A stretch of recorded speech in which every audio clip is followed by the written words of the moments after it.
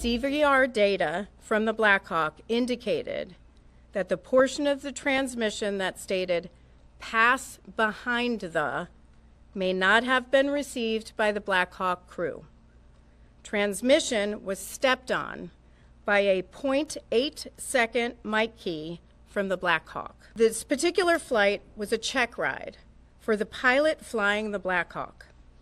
Generally, a check ride is a practical exam that a pilot must pass to be qualified to perform specific aircrew or mission duties. The Army does 3 types of check rides: instrument, annual, and night vision goggles. This was a combined annual and night vision goggle check ride.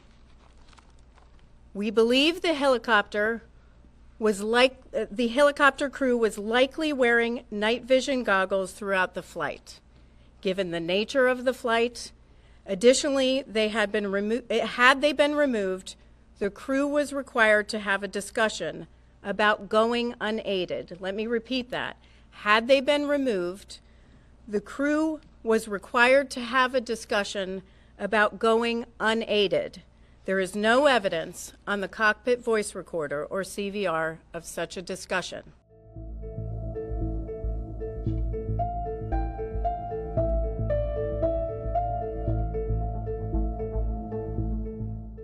Now, examination of the wreckage will assist in determination of the exact angle of the collision. Now, we're confident with the radio altitude of the Black Hawk at the time of the collision, that was 278 feet.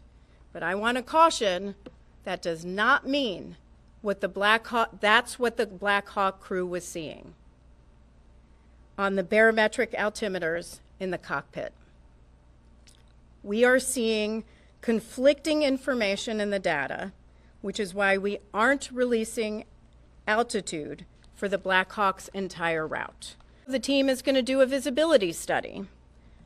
The visibility study, we're going to do a laser scan of the cockpits of an exemplar CRJ. We're going to also laser scan an exemplar cockpit of an exemplar Black Hawk.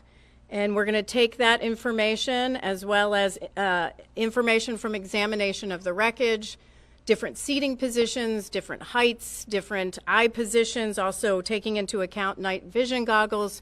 And we're going to do a pretty in-depth visibility study, which we do often, and see if we can demonstrate, which we will be able to do on a software program, what the pilots of the Black Hawk could and could not see. Do I understand correctly, you're looking into the possibility that there may have been bad data and therefore inaccurate readings inside the cockpit of the chopper for altitude for the pilots to read? That's correct. We are looking at the possibility of there may be bad data. We're looking at, were they seeing something different in the cockpit that differs from the FDR data, which was radio altimeter? In other words, they may have thought they're at one altitude when in truth they were at a different altitude. It's possible, but we have a lot of work to do till we get to that.